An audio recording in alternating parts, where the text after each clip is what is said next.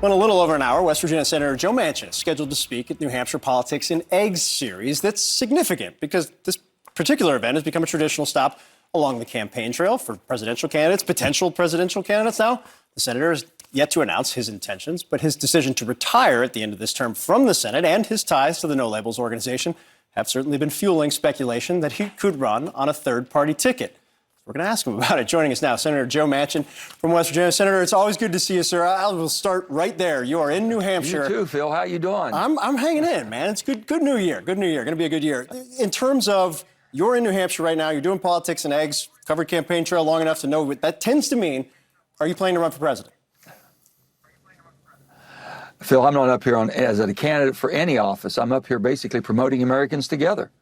My daughter, Heather, has started an organization which I very much support and appreciate this type of a movement for people who feel homeless and helpless in the political arena.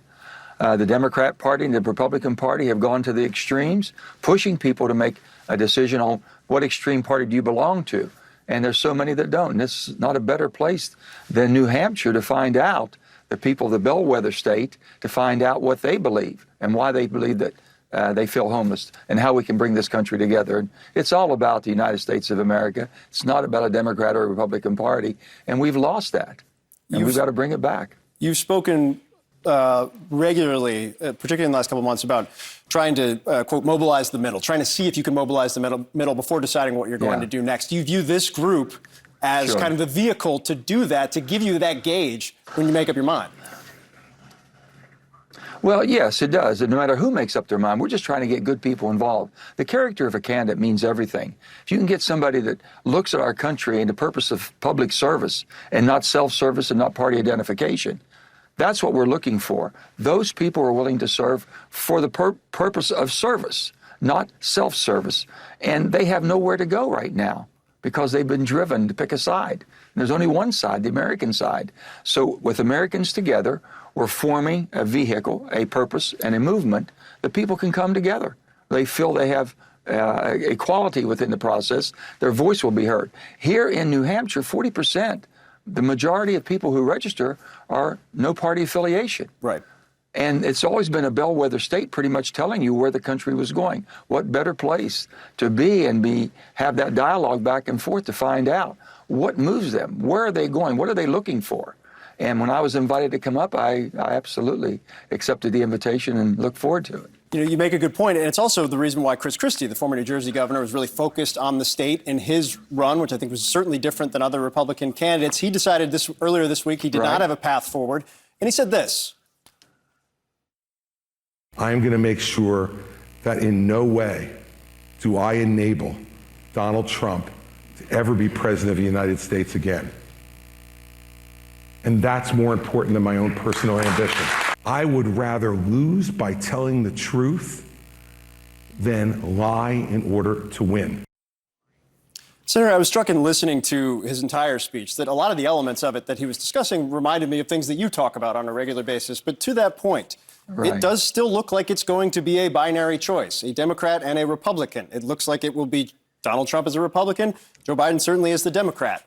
Where does that leave you? Well, Phil, first of all, Chris Christie and Mary Pat, his wife, are dear, dear friends of mine and Gail's, and we've been friends ever since we were governors together. Governors think alike. We don't pick sides. We can't. Every day we have a problem from a constituent. We can't say, oh, you're Democrat or Republican or independent, you support me or not. We just try to fix problems. And Chris is a good man, and he's going to be involved one way or another, I'm sure. I wish him the best. I just know that there's a movement in the middle. Is there enough of a movement to make a difference? Is there enough of a lane for candidates to be involved? We're going to find out, but this is beyond the next election. Right. We're building a platform that's going to go on beyond the next election and even further to where people have a home, Senator, political home.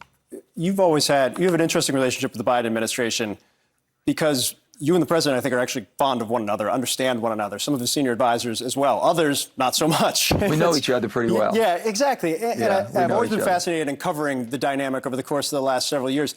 Have you spoken to the president, spoken to a senior team recently? You raised some concerns, very specific concerns. Have they responded to you and about those concerns?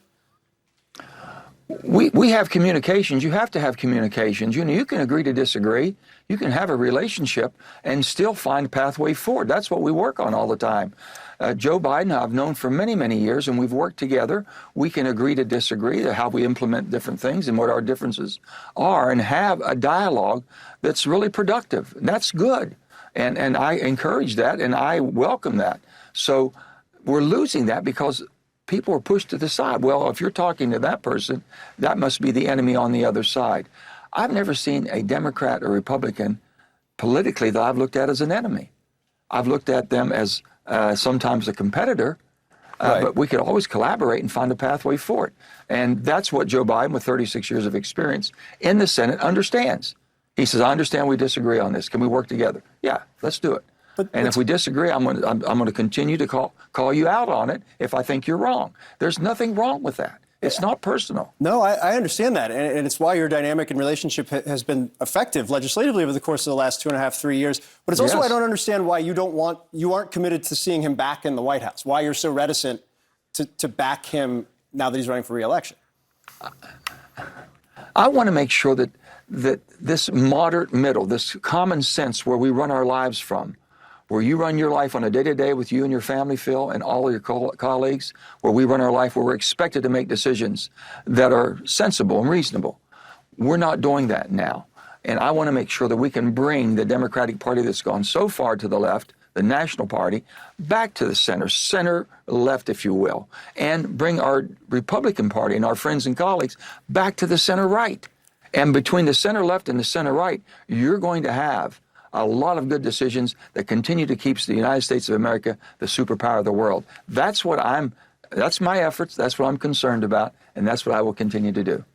I don't blame you for being in New Hampshire, given the current state of affairs on Capitol Hill. I think also people would understand why you might not want to run for re-election, given the current state of affairs.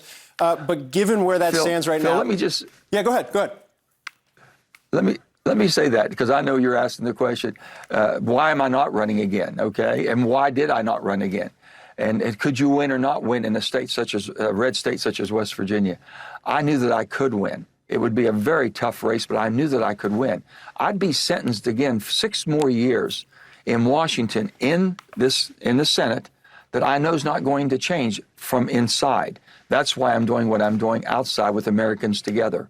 And we're going to create a movement that I think that the sensible, reasonable, responsible middle will have a home. Sentence, I think, is a deliberate use of the word there. Senator Joe Manchin, sir, we always appreciate your time. Really appreciate it. Come back soon, please. Thanks, Phil. Take care.